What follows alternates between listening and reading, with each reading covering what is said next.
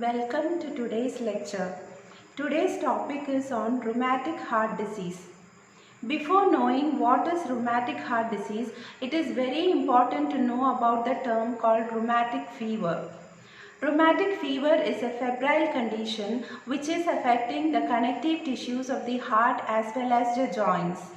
And rheumatic fever is initiated by an infection which affects the throat during a very younger stage of the life. Rheumatic fever is caused by an infection of the throat which is caused by group A beta hemolytic streptococci. So this sore throat or the streptococcal pharyngitis can further lead to rheumatic heart disease. The consequences of rheumatic heart disease include continuing damage to the heart, increasing disabilities, and because of this continuing damage to heart and increasing disabilities, the patient will require a repeated hospitalization, and finally the patient will have a premature death by the age of 35 years. Rheumatic heart disease is a very easily preventable disease if diagnosed at a very younger age group and if it is treated promptly. Now coming to the problem statement, the prevalence of rheumatic heart disease is very high among low income countries, especially people who are living among low socio-economic status. Rheumatic heart disease is a major cause for mitral insufficiency and mitral stenosis worldwide, and rheumatic heart disease is very severe among females compared to males. In affluent countries like Western Europe and Japan, the incidence as well as prevalence of rheumatic heart disease has decreased over the last 2 decades due to better standards of living. Next, coming to the problem statement in India. Rheumatic heart disease is more prevalent in India among children aged between 5 to 15 years of age, especially children who are living in underprivileged conditions like children who are living in lower socio-economic status. Next, coming to the epidemiological determinants. Whenever we tell about the epidemiological determinants, we need to write about the agent factors, host factors and environmental factors. So first about the agent factors. Whenever there is an infection of rheumatic fever, usually it is preceded by a streptococcal sore throat infection, and this infection will be caused by group A beta hemolytic streptococci. All group A streptococci are highly sensitive to penicillin. But at the same time, group A streptococci even has carrier state. They have convalescent carriers, they have transient carriers, and there can even be chronic carriers. So because of this carrier state, even theoretically, the thoughts of eradication is not at all possible. Now coming to the host factors. So when we write about the host factors, we need to specify about the age as well as the gender. Rheumatic fever basically occurs in the age group of 5 to 15 years. Rheumatic fever will be preceded by an attack of streptococcal pharyngitis, and later, once the initial attack of rheumatic fever is happening, there will be the involvement of heart as well as the joints. About gender, the disease can affect both the sexes equally, but prognosis is worse in case of females compared to males. Next, about environmental factors which affect rheumatic heart disease. The major environmental factor affecting rheumatic heart disease is the socio-economic condition. Rheumatic heart disease is a social disease which is associated with poverty, overcrowding and poor housing condition. A child who is living in an overcrowded housing condition, his chance of developing rheumatic fever is very high. The high-risk groups for developing rheumatic heart disease include children who are aged between 5 to 15 years of age who are dwelling especially in slums. Now coming to the clinical features of rheumatic heart disease. The major clinical features of rheumatic heart disease include fever, polyarthritis, carditis, involvement of brain and involvement of skin. First about fever. Usually the child will develop high-grade fever which is associated with profuse sweating lasting for nearly or more than 12 weeks. 90% of the children will develop polyarthritis. Polyarthritis means arthritis involving more than 2 joints. The major joints involved will be ankle joint, knee joint, elbow joint and wrist joint. Smaller joints of the hands as well as the feet can also be involved. Another major symptom is carditis.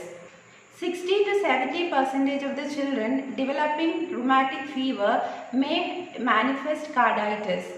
The major manifestations of carditis include tachycardia, development of cardiac murmurs, pericarditis and cardiac enlargement.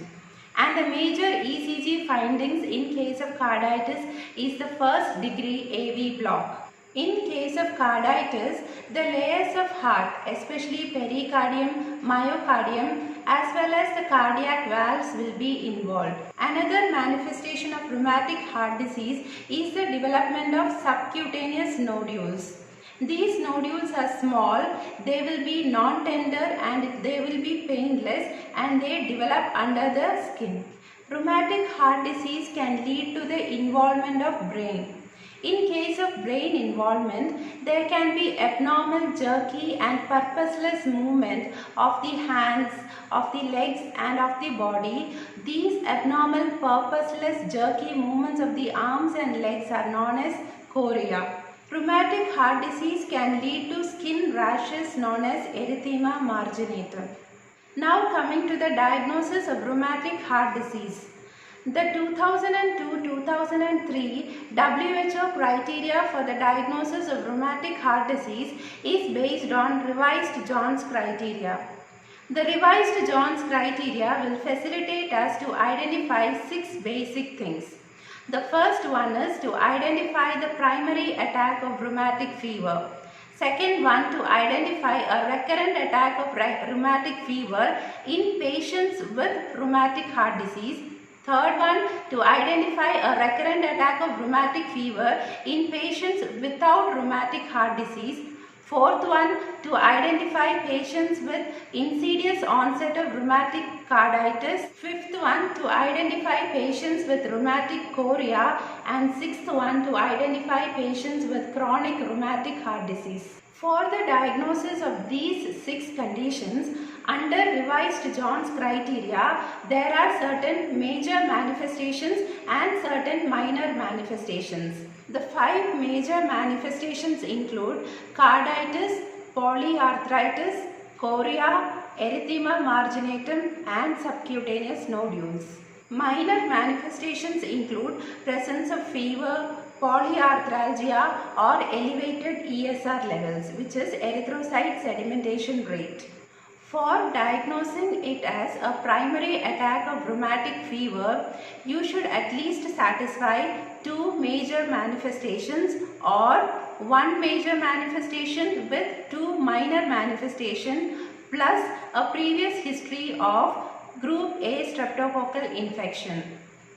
For a diagnosis of a recurrent attack of rheumatic fever in a patient without rheumatic heart disease, there should be at least 2 major manifestations or 1 major manifestation with 2 minor manifestations plus a history, that is a previous history of streptococcal sore throat infection. For making a diagnosis of recurrent attack of rheumatic fever in a patient with established rheumatic heart disease, there should be at least 2 minor manifestations plus a previous history of streptococcal infection.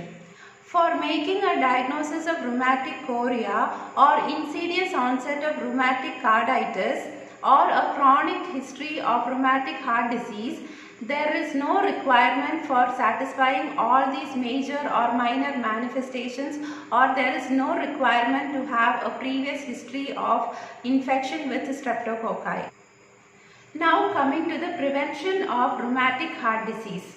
Basically there are 2 types of prevention. One is primary prevention and another one is secondary prevention. In primary prevention, we are basically trying to prevent rheumatic fever by early diagnosis and treatment of group A streptococci sore throat infection. Group A streptococci is highly sensitive to penicillin. So, primary prevention can be done by identifying all patients with Group A streptococcal sore throat infection and treating them with penicillin. Theoretically, it appears to be very easy, but practically it is very difficult to do this procedure. Because to prevent a single case of rheumatic heart disease, thousands of cases of streptococcal throat infection should be identified and they need to be treated with penicillin. Ideally, in primary prevention, what we are supposed to do is, if any patient comes with sore throat, we have to take a swab of it and we have to send them for culture. And in the culture, if streptococci is present, we have to treat them with penicillin to prevent a further attack of rheumatic fever. But in many situations, treating a patient after taking the throat swab and sending them for culture is very difficult. So in such situation, even though we are not able to send the swab for culture, it is justified to give penicillin. The dosage for giving penicillin in case of adults is a single intramuscular injection of 1.2 million units of benzathine benzyl penicillin. In case of children, a single intramuscular injection of 6 lakh units of benzathine benzyl penicillin can be given. If we are opting for oral penicillin, either penicillin B or penicillin G can be administered for 10 days. If the patient is having allergy towards penicillin, the drug of choice will be erythromycin. Next is about secondary prevention. In case of rheumatic heart disease, secondary prevention is a practical approach for preventing rheumatic heart disease. In secondary prevention, it is all about early diagnosis and treatment of a primary attack of rheumatic fever. So whenever a child has a rheumatic fever, immediately we have to diagnose the condition and you have to treat them with penicillin. You can give them benzathine benzyl penicillin 1.2 million units intramuscular injection every 3 weeks, and in case of children, intramuscular injections of 6 lakh units every 3 weeks, and that should be continued for continuous 5 years or till the child reaches 18 years of age. After 18 years of age, the chances of recurrence of rheumatic fever is very less. In case the child has already developed carditis, this treatment with penicillin should be continued for at least 10 years or at least till the child has attained 25 years of age. If the child has much severe conditions like involvement of the valves, or if the child has already undergone any valvular surgery, usually the child will have to undergo a lifelong treatment with penicillin. This treatment with penicillin will prevent a streptococcal sore throat infection, and hence it will prevent the recurrence of rheumatic fever or rheumatic heart disease. Now coming to the non-medical measures for the prevention of rheumatic heart disease.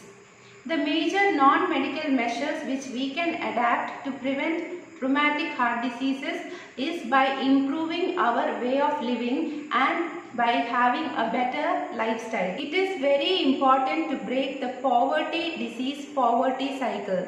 Rheumatic heart disease is associated with poverty. So by improving the living conditions of the children and by providing them with better housing conditions, the condition can be prevented. Now coming to the last part, which is evaluation.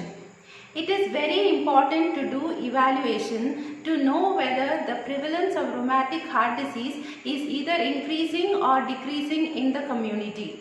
To do this evaluation, we can randomly select a sample of 20,000 or 30,000 school students, and we can take their throat swab and send them for culture. The throat swabs should be taken from students in the age group of 6 to 14 years. And this evaluation need to be done every 5 years.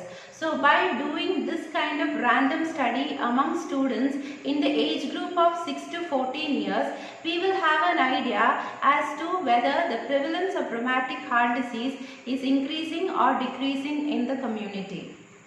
Thank you for watching.